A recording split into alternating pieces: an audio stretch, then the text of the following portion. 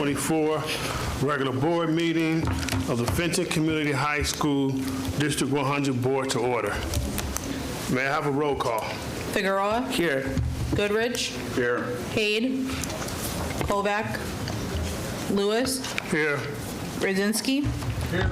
Rago. Here. We have a quorum. Please join me in reciting the Pledge of Allegiance.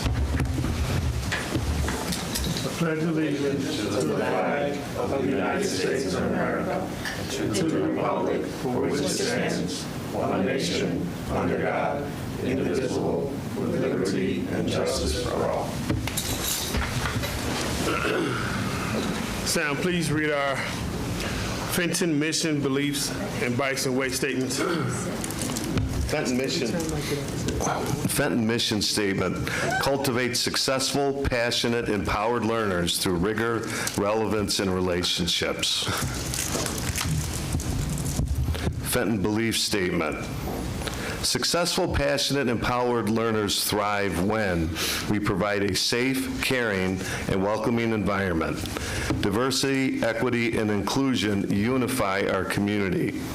School and home collaborate as one.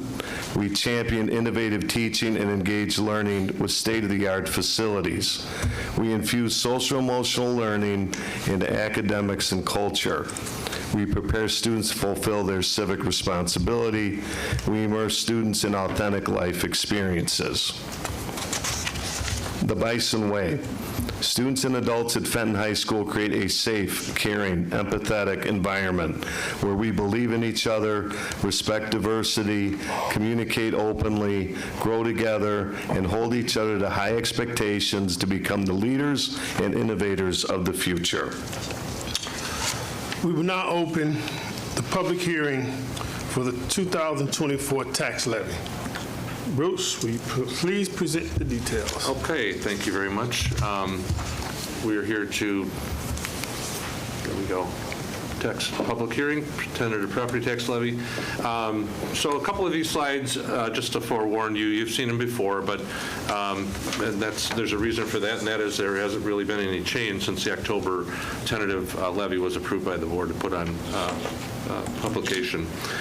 So just to run through these, the 2024 levy, every year school districts are allowed through the property tax limitation law in Illinois, or PTEL as we've referred to it as, to increase property tax levy by up to the amount of the consumer price index, which is the CPI inflation, or 5%, whichever number is lower. As you all know and have heard, the CPI for the 2024 levy is 3.4%. And in addition to that, to the CPI increase, the district can capture any new property that comes on the tax rolls. So in 2024, the proposed tax levy of $31,794,19, and those are the tax cap funds, that represents a 5.4% increase, or $1,629,419.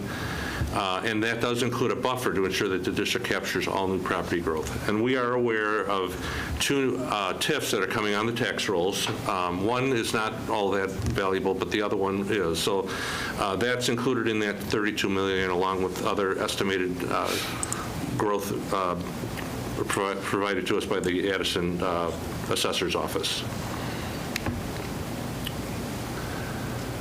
We also levy for debt service.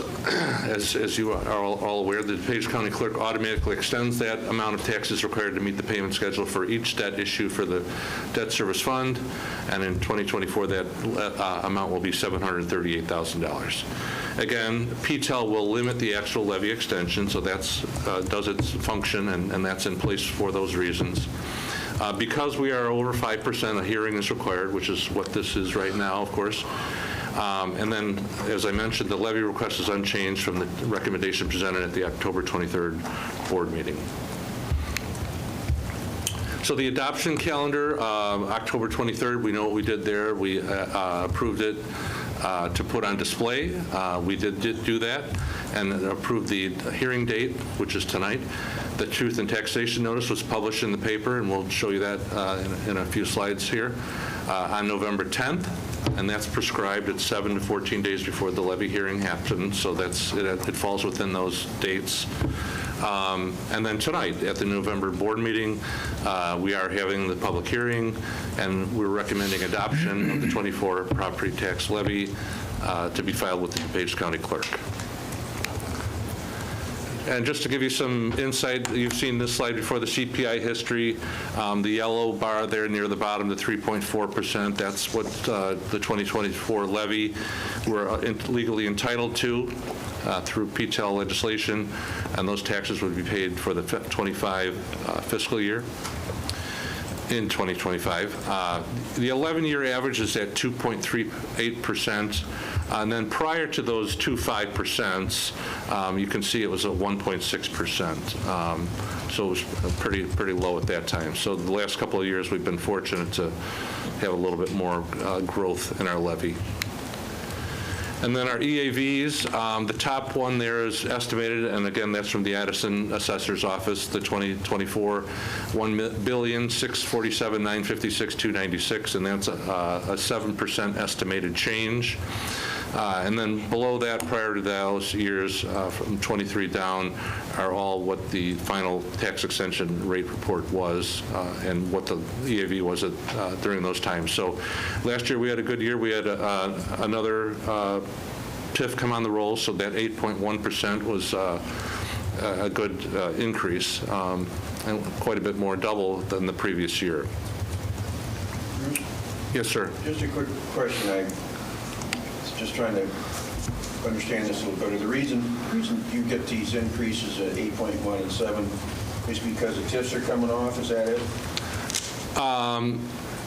Well, yeah, that would be part of the total value of the property. Besides the general. Up until once it comes on the tax rolls, it would be included in there. Yes. Okay. All right. And then just a depiction, you've seen this slide before, but the extension is in blue versus the levy. So the levy is what is typically higher. We've levied higher than what our extension is just because we don't know what new property is going to be exactly.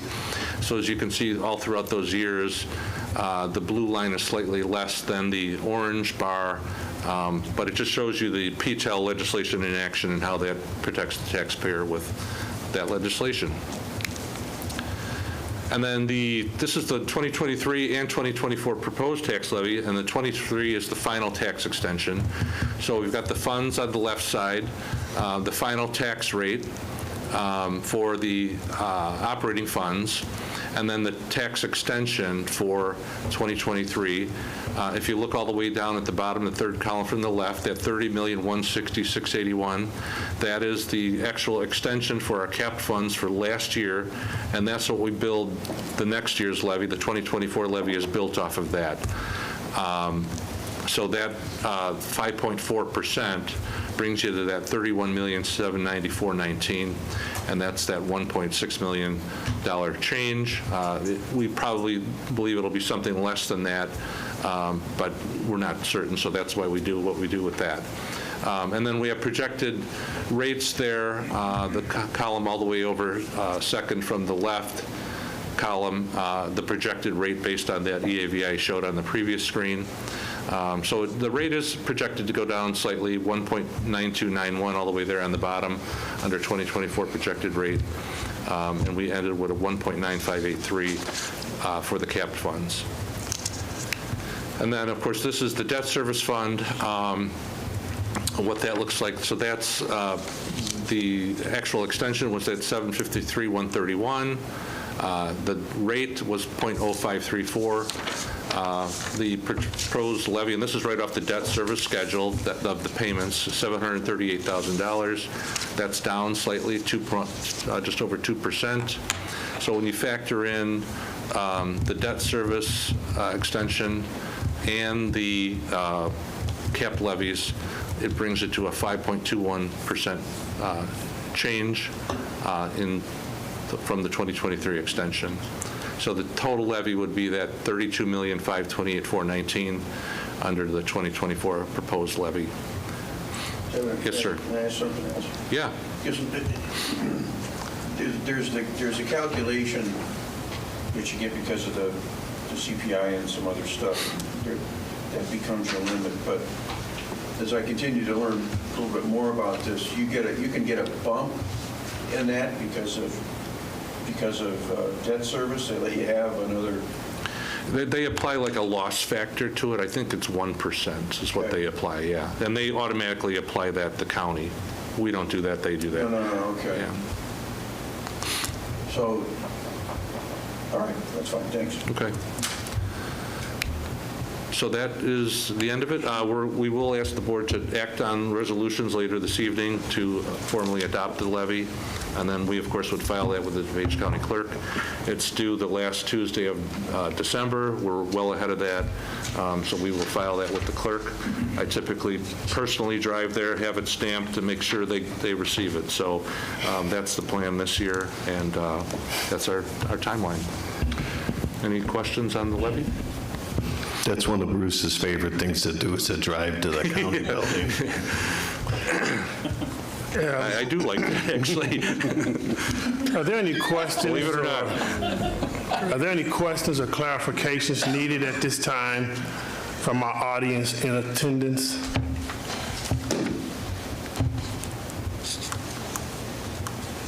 No? We will now close the public hearing for the 2024 tax levy. Thank you, everyone. Next item is recognitions. Sam? Well, it's hard to Thank follow you the very levy. much. We have a few recognitions tonight. We're going to start off with Kate Ward and Jocelyn Waite. All right. Jocelyn and assistant coaches, if you come on up.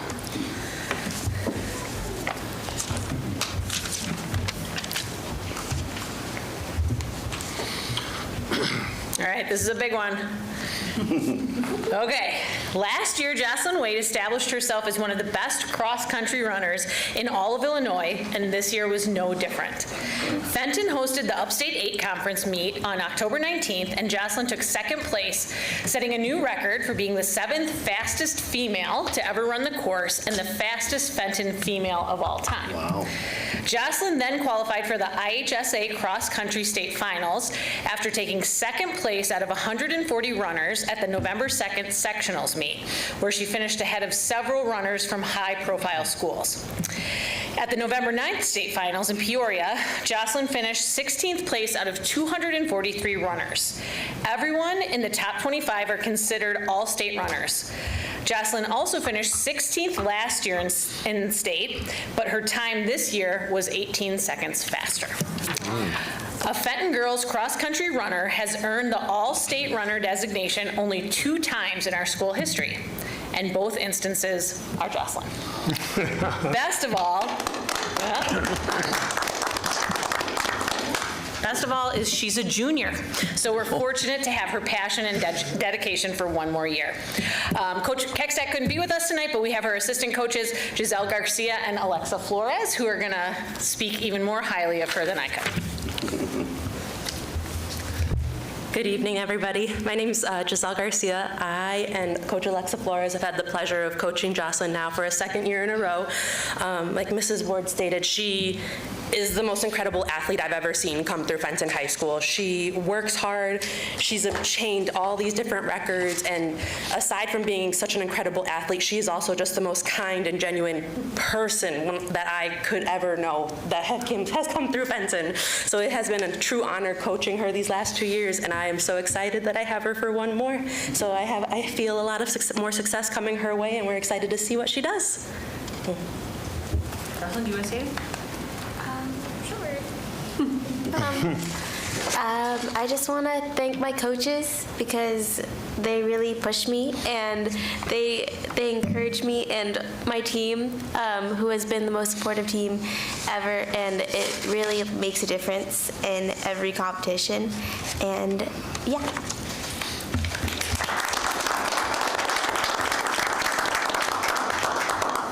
Should we take pictures over there? Family, if you want to join us, please.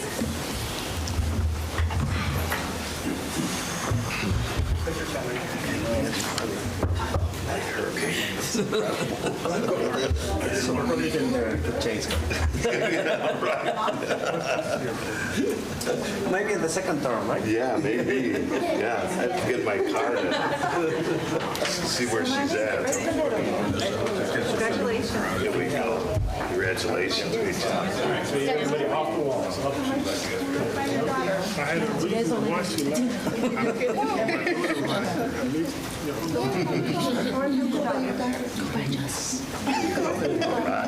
Is a future runner? Yes. She's coming to summer camp this year. All right. All right, here we go. 1, 2, and the third picture. We're doing more here.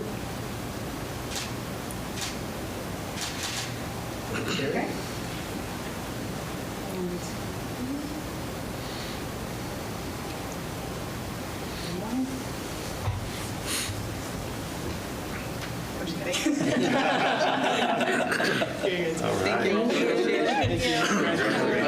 Great job. Congrats, man. It's exhausting. Congratulations. Congratulations.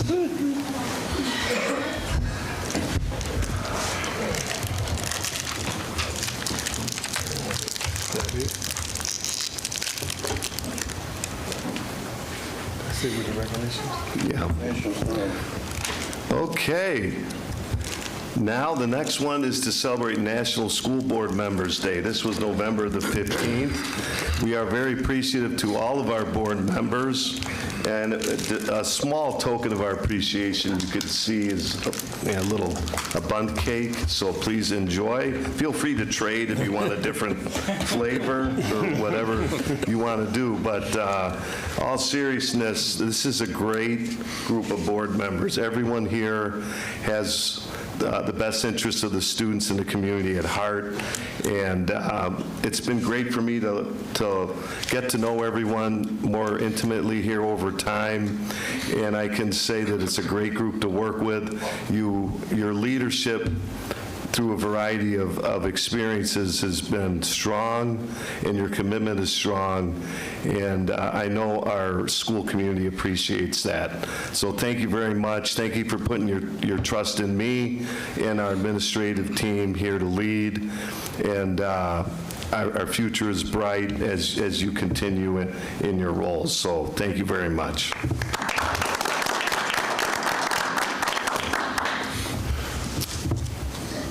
All right, so we'd also like to say thank you to Sam. So on behalf of the Fenton administrative team, we'd like to say thank you to Dr. Benson for all of his efforts in his role as interim superintendent. Dr. Benson assumed the role of interim superintendent during a very challenging time, and through his guidance and leadership, we have worked with our faculty and staff to provide a positive educational experience for our students. We appreciate his commitment to the students and staff of Fenton, and we wish him continued success in his role. Thank you, Dr. Benson. Thank you. Oh, we got a present for you. Oh, I was wondering, I mean, I got half a Coke here. We got a Coke and this, so. Well, thank you. Thank you, sir.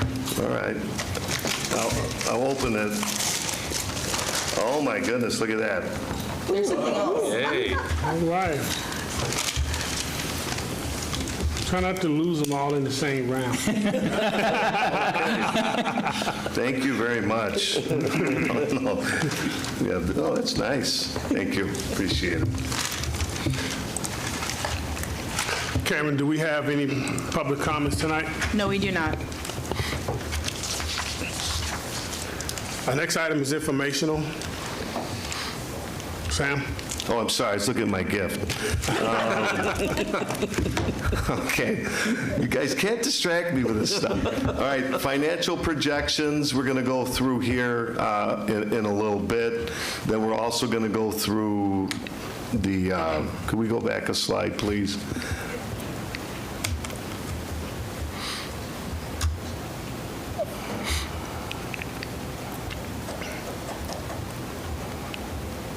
Okay, thank you.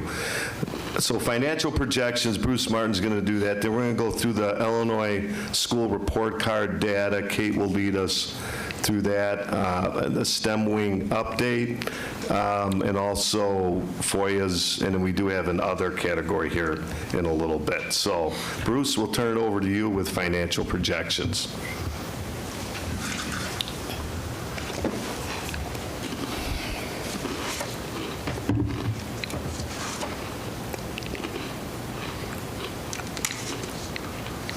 That's the end of the presentation. That was really short, Bruce. Did you enjoy that? Yeah. Sam said to go fast. Yeah, your best presentation. Okay. Yeah, great, All right. Here we go. Okay, this might look a little familiar. We looked at this earlier this evening, but I'll go through it again.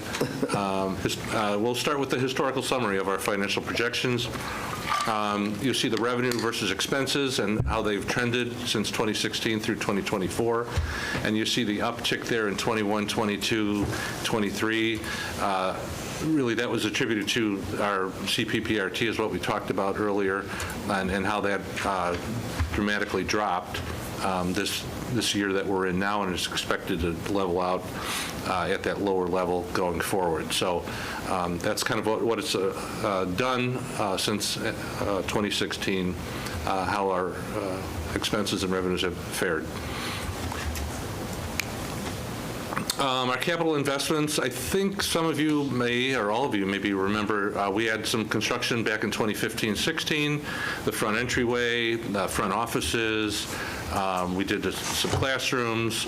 That was the last major project we did was back in those days, and it was just finishing up the year I came on board, so that was exciting to be here and experiencing some of that, although it's near the end. So, and then we haven't done a lot in between those years up until 2023 and 2024, as we know. We've done the water mitigation project, which the board approved and was greatly needed. And then we also, of course, are doing the STEM addition that is well underway right now. And we did sell, the capital expenses are $24 million for this year, budgeted, or I'm sorry, between 2018 and 2024. That's what we spent. We have spent about $8.3 million towards the stormwater mitigation project. And then we did sell $32 million, $32.4 million in debt certificates last fiscal year to fund the STEM wing addition.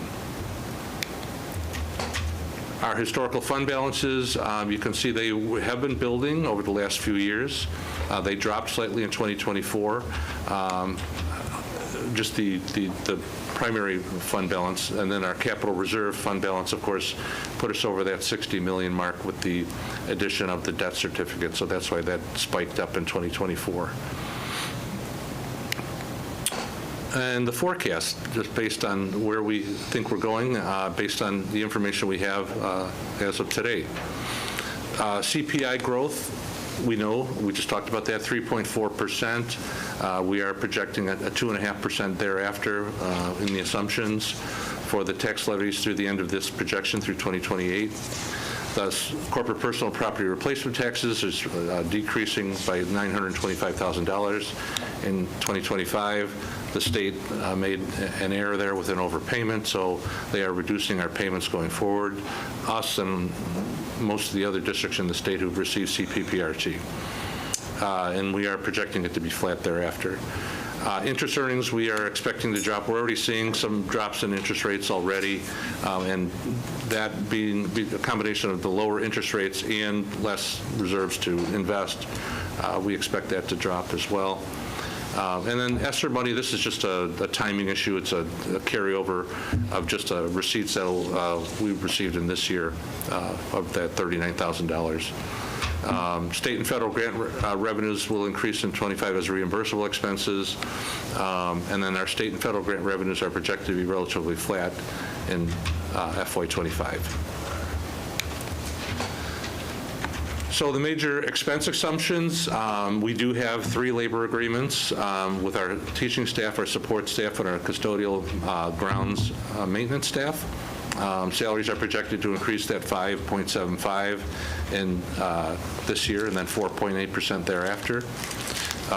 We do anticipate some decrease if the trends of the declining enrollment continue to happen, and that's built into the projection. Employee benefits are projected to increase 7.8% this year and 6% thereafter. We obviously will adjust that as we get more information available and it becomes available to us. Purchase services are projected to increase $400,000 in '25, primarily due to special ed transportation, bus leases and software licensing. The district will spend the remaining debt certificates, and there is a timing issue there. So the debt certificates have to be spent within a 3-year period. Might be a little bit longer than that, but there is a defined period that you can spend the funds down with. So obviously, the bulk of that will be spent with the STEM project happening. And then the debt service payment, that'll come out of operating funds of that $2.45 million. We've already made a partial payment in July. We'll have another payment in January of this year, and then that'll continue thereafter through the end of the schedule. Out-of-district tuition, which increased from 2023 to 2024, it was a big bump of $1 million based on increased needs and transportation costs and outplacements. And then it did level off this year, but is expected to grow about $100,000 annually thereafter. All other non-capital expenses are projected to increase 3% annually during the projection period. So what does that look like? Historical and projected revenues versus expenses. So the bold line there, the 0, we are below that in this year. We have a modest deficit, as you know, and then our budgeted a modest deficit. And then going forward, there are projected deficits through the end of this projection period.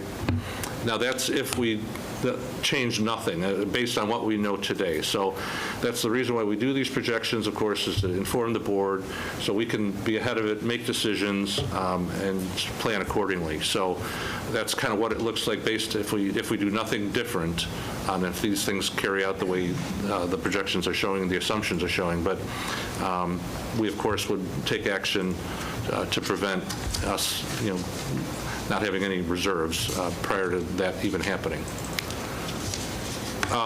So the projected fund balances, so that we're still in relatively good shape as far as our fund balances go, 6 months reserve through the end of this projection period. We want to maintain that closely. We will continue to monitor that. I'm sure my successor will be on top of that as well. But that is kind of what it's looking like. It is more of on a downward trend between the revenues, pretty much not growing as quickly as the expenses. So the future facing the district, some of the issues we're dealing with, statewide headwinds, the real estate tax revenue is projected to cut in half. So the past 2 years we had 5%, this year 3.4%, which is still relatively decent.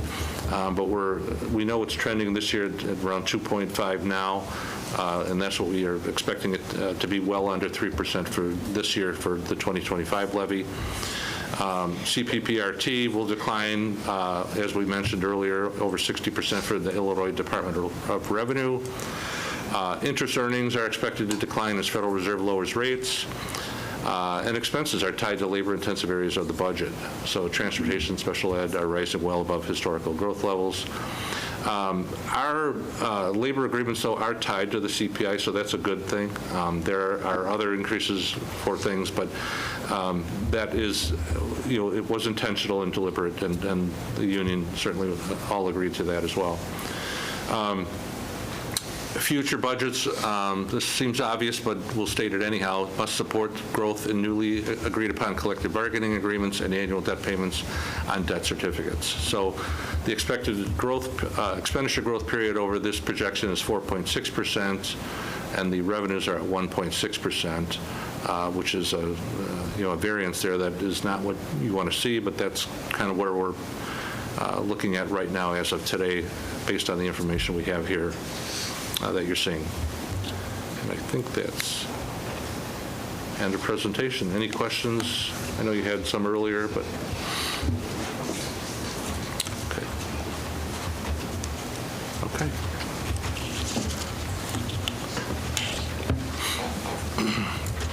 Okay, next we have the Illinois School Report Card Report. I have to follow Bruce again. I know, this should have reversed it. All right, yeah, so the Illinois School Report Card, so this, every year it is released at the end of October for every school. And just as a reminder, you've seen this every year, but it's the little house, right, where we have the overall index score. So basically there are 8 different indicators that each school is measured against, and you can see those 8 indicators in the different colors. So each school is measured in each of those areas, and then on the bottom you can see that each of those 8 areas are weighted a little bit differently. So for example, the graduation rate for high schools is weighted at 50%. The state values that most, and you can see that accordingly. So that's how it comes up with what your overall score is. And I'll remind you how that's calculated. So just so you know, we are commendable once again, which is what we have been in the past. There are 4 different designations. Exemplary is the top, then commendable, then there's targeted support and comprehensive support below commendable. So we're in that second tier. What it means to be commendable is that we're not in the top 10% of all schools, but none of our targeted student groups, which you can see below, are performing at or below 5% of other schools. And our graduation rate must be higher than 67%, which is ours is well above that. And again, this is just the formula as far as how they get that rating, and the 8 different areas and what their weights are. So once again, this year, this is what our score looks like. We're 64.94 is our index score. What we have up in the top right corner is where we were last year. So we did have a drop, which we don't want to see, but I think one of the things that as we've really dug into this data as an administrative team and started to look at some of it, we know that we faced some significant challenges last year that I think certainly played into this. But one of the things that we also have some spots of really good news where I think what we can see is that wherever we're pointing our arrows at things that we're trying to improve, we are seeing that growth. There were some things last year that were out of our control. Our biggest drop was in our ELA proficiency and math proficiency, which we'll talk about on our SAT scores. Those drops weren't dramatic, and they actually were in line with what is happening throughout the state, but that's kind of where that drop came from. But overall, it's pretty similar to where we were last year. So these are a couple of charts where you can see our different subgroups, or they call them targeted groups, and where we fall compared to all of the other high schools in Illinois, right? So Fenton, our index score was 64.94. To be exemplary, we would need to be above that 91. So we're not super close to that, but the good news is that the group that's lower than us, comprehensive and targeted, that's a 9.34. So we're not close to that, right? So we're, solidly in the commendable range. This is breaking down our targeted groups. So this is where our low-income students fall compared to the rest of the state, so similar to our overall. And again, you can see that dropped a little bit from last year. Last year's score is up in the top right again. Here are our white students.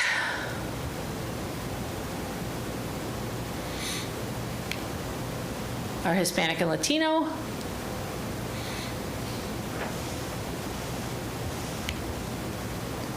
Our English learners. Could we just highlight, I think that actually wasn't, one of these was, no, that was actually an improvement, yep. Right? So okay. our two of our, the subgroups that we've really been focusing on, English language learners, that we did see an improvement there compared to the previous year, and the same with our students with disabilities. So those are 2 areas where we did see our index score with those students did increase. So that's positive. And this last one is our former English language learners. So those are students who have, we say they no longer qualify for EL services because they've passed the access test or they've achieved proficiency. So our students who are former ELs do well against other students in the state. So here are some of the other graphs. Now these are harder to read, but the most important part is the Fenton averages are in orange. In the gray, that's comparing it with the state average, that's in bold. So a couple of trends that I'll point out to you is obviously when you look at this 5-year projection, our enrollment has gone down, right? That's a trend that we knew was happening. It's continuing to happen. But I think what else stands out are the percentage of English language learners compared to the state. Right, that has dramatically risen, and we know we've seen that trend since 17-18 was 10.8%, and now we're at 26.8%, which is well above the state average. And the same is true, not quite as dramatic, but the same is true of low income, that we are outpacing what the state average is. So again, those are not new projections, but we're continuing on those trends. So here's some of the academic progress and what I was alluding to before. EL, it's actually interesting, our EL exit rate. So we actually went from 1.9% passing to 2.7, but this year the state is redacting anything that's lower than 10. So Wooddale and Blackhawk both were redacted also, but we know in the background that we actually did see an increase in the number. It was a small increase, but an increase in our number of students exiting. So it's kind of a shame that we don't actually get to have that on our report card, but it's just a decision the state made. Here you can see the small decrease in our ELA and our math proficiency in the SAT. So slight decreases. Again, it's not, you can see that both of them decreased on the state level. There's different reasons for this. Obviously, it's different cohorts of kids and things like that. We're still well below the state average, so we have a lot of work to do. But I think one of the things that, as we were reflecting, is important to keep in mind is we were really nervous at the time that we weren't even going to get state testing pulled off at that time, because that was right in the middle of a lot of our e-learning in March and April. And so, maybe kids weren't in the best frame of mind at that point for testing and things like that. So that's a possibility that contributed to it too. But obviously, there's still a lot of work to do. One of the things we do want to highlight is our science proficiency has been traditionally and is still above the state average. So that's great to see that we're continuing with those trends. It's obviously a different test than the SAT, but we have strong results there. Here's where I think what I was alluding to, where we're really pointing our arrows. One of the things that we've been really working on is some targeted intervention for our freshmen. We know that when the freshmen come in, the faster that we can intervene and get them on track, long term, we're going to see our results go up. For their success is most important, but just overall. So you can see our 9th grade on track increased pretty dramatically in a year. This is just one cohort of students again, but again, well above the state average, and we put in some specific interventions like our academic math literacy course, which is an additional period with a math and English teacher in there for our students that are the most at risk as freshmen, and we think that that's really paying dividends for us. So we're anxious to see this continue and hope that it does. But we think those targeted interventions are working. And then you can also see our graduation rates are trending still above the state average, which is great in all areas. Yeah. Six-year grad rate. Can you explain that quickly? Yeah, we have some students that take 6 years to graduate. Yeah. So, and most of those special, students with very special circumstances. It's a very small number of students. Checking. Yep. And every school has that. It's pretty rare, but it's there. So attendance continues to be something that schools across the nations are struggling with. It's still true at Fenton. That was something that we were really focusing last year, and I can show you some data that we were looking at. We're really putting a lot of resources into that. This year we have an attendance interventionist. I think many of you hopefully have noticed some of the a lot of the messaging that's going out this year, really focusing on helping parents to be partners with us and understanding this. This is an area we have some work to do, continued work to do. I think one of the highlights is the chronic truancy rate did drop, which that means students who were unexcused, right? So at least if students are absent, one of the things is that we're really working with parents to make sure that it's for a good reason. So that's one highlight there. Just to show you what I was talking about last year, because we were focusing on attendance last year. So if you look, we have the month on the left, so August, September, October, and then our attendance rate for each month on the right. And really what our goal was last year was to keep our attendance rate above that 86.9%, right? That was what we wanted to see higher. So we were doing pretty well, a little bit of a dip in November. November's always a little bit tricky with all of the different holidays that go on, so that's natural. I think where you can really see where we went off track was when we got to April, May, March, April, right? Like that was a really tumultuous time. So I think despite that, our attendance rates, while they're not stellar, they really didn't drop off as much as many of us were expecting. So I think that's positive news, and we're already making some gains in that this year. So we're real hopeful that that'll be improving next year. And then finally, just as this one's real hard to read, but this is some demographic trends that we can see from the feeder schools. So Fenton's in the orange, Blackhawk, District 2 is in green, and then Wooddale District 7 is in blue. So I think the biggest trends, again, that we can see comes with EL, right? That has been trending for us going up, and we can see from our feeder districts that is only going to continue into the future.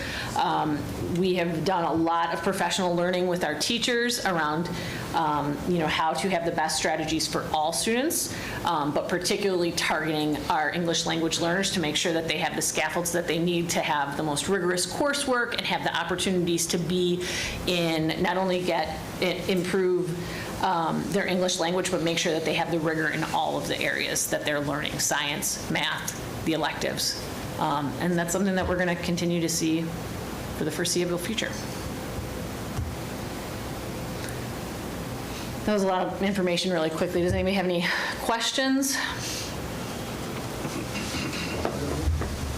Thank you. Chugging away. Yep. As I guess I stated last year, I'll state again, it's nice to see the improvements there. I guess I would be more interested in a progression of how students improve from 9th through 12th, which would be a more accurate account as far as how we're performing than the report card. And one of the things that's happening this year that we actually haven't talked too much about is the state this year is switching from SAT to ACT, which there's a whole bunch of political reasons behind that. And but I think one of the things that we're hopeful is that maybe ACT is going to help us have a better metric where we can actually see student growth from year to year. And because I think you're right, like you can look at these, but every cohort of students has a different story. So that longitudinal data for each cohort is really where you could hopefully see more of the growth. Yeah, you're right.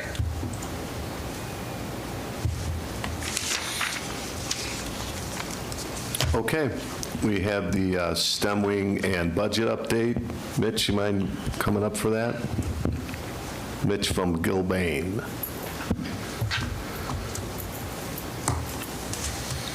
Good evening again. STEM wing update, work is proceeding along out there. The last month has primarily been focused on the erection of the steel structure, as you can see from the two different panoramics, one from June of this year, right after groundbreaking, to end of October. You'll see in these next couple slides the photos of the work that was done over the past month, primarily consisting of finishing up the remaining masonry work at the north end of the building, some of the utility extensions from the existing building into the new addition, as well as start of the steel structure erection. Kind of continuing, started in the south, moved our way to the north, erecting both the second floor and the roof at the same time, and finishing with the erection of the full structure as of this evening. Concrete roof deck has been poured out, and are looking forward to the second floor deck being poured, as well as a slab-on-grade deck being poured in the next week. Roofing and enclosure scheduled to start shortly after the Thanksgiving holiday. The budget associated with the STEM is trending on budget. Currently forecasting $30,250,000 roughly as our current budget for the project against the $32 million bond sale that was levied for this project. Is there another slide after that? Nope. Any questions regarding the STEM project or the budget for the project? So basically, we're on budget and on time. That is correct. Okay. Thank you. Thanks, Mitch. Appreciate it. Okay, we got a new slide here. Freedom of Information Act. Jose. Yes, we had 2 FOIAs this past month. Oh, excuse me. We had 2 FOIAs this past month, and both have been resolved. And tonight, we do have something under other. I'm going to ask Rick Cambick to come forward with some information. Hi, good evening. As you know, we started the Fenton Foundation in 2022 thanks to a generous donor named Bill Curran from the class of 1956. He wanted to honor his brother Patrick Curran, who went missing in action during the Vietnam War. For many, many years, we've had a monument up by the health office that's been very well visited by members of the community.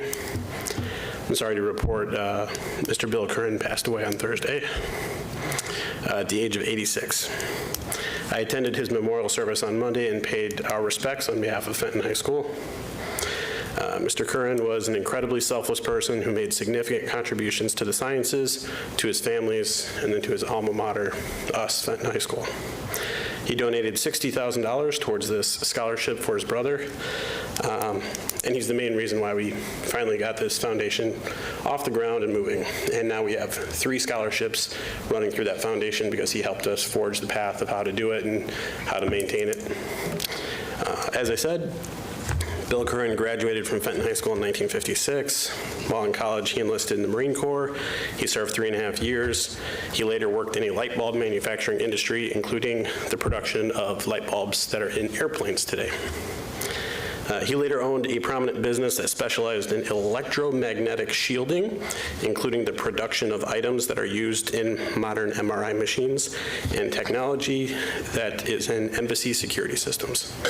So we're saddened by his loss, but we're also incredibly humbled that we get to continue the mission that he set forth in developing the future leaders of this world through higher education. He was a firm believer in being a lifelong learner. Thank you, Rick. Appreciate that. Our next item is the consent agenda. May I have a motion that we approve the consent agenda as listed? Second. Roll call. Figueroa? Yes. Rago? Yes. Radzinski? Yes. Goodrich? Abstain. Lewis? Yes. Motion passed. May I have a motion that the Board of Education adopts the following 2024 tax levy resolutions and certificate as presented. First, resolution authorizing final aggregate tax levy for the year 2024. Resolution authorizing and directing certain special purpose tax levies for the year 2024. Certificate of compliance with truth in taxation law. I'll make the motion. Second. Who's taking the second? Leo? Leo. Any discussion? No. Roll call. Figueroa? Yes. Rago? Yes. Radzinski? Yes. Goodrich? Yes. Lewis? Yes. Motion passed. May I have a motion that the Board of Education approves the report on shared services or outsourcing for the fiscal year ending June 30th, 2024? So moved. Second. Any discussion? This is some part of the regulation, you have to do this? Yeah, it's included, we have to take separate action on it, and it's also included in our annual financial report. But it's a... You got to do. Yes. Do you want just a brief description of it, Bruce? Yeah, it really is, it's required, as I said, part of the AFR, but the report is to show any and all attempts to improve fiscal efficiency through shared services or outsourcing of I services. remember this from last year. Yeah, it's every year, so. Yes. Roll call. Figueroa? Yes. Rego? Yes. Radzinski? Yes. Goodrich? Lewis? Yes. Motion passed. May I have a motion that the Board of Education authorize district administration to apply for the school maintenance grant for the above-named project? So moved. Second. Any discussion? Roll call. Figueroa? Yes. Rego? Yes. Radzinski? Yes. Goodrich? Yes. Lewis? Yes. Motion passed. Does anyone have any committee reports? Bensonville Foundation has rescheduled their meeting twice. We are now meeting on December 5th, 2024 at 6 p.m. I think I'll be able to attend. I think. As mentioned, we had a finance facility meeting earlier. The financial projections that were just discussed went over update on the water mitigation and budget, and also the same with the STEM wing. Summer 2025 interior renovations were discussed, and also the school maintenance project grant. There's no update on the policy committee, although we anticipate policy committee meeting next month. And as we have our president, Carrie Lewis, will be the IASB delegate at this week's III conference. Also, there will be a LEND meeting at this year's III conference where Julia Rego, the vice president, and I plan on attending that next meeting. And I also attended a NEDSEC operational board meeting where the focus was on Lincoln Academy and some of the successes those kids have had. Thank you.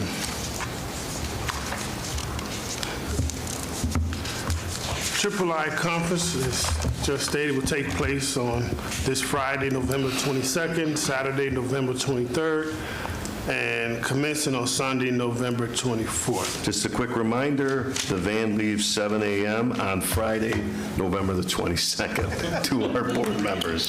So you can, no, maybe 7:05, maybe 7:05. You're messing with Reed's flow there. We'll pick you up, Reed. Can we change it at 6? Even I'm going to have to object. I didn't expect that. Our next board meeting will be Wednesday, December 18, 2024, at 7 p.m. with a tentative policy committee meeting at 6 p.m. prior to the regular board meeting.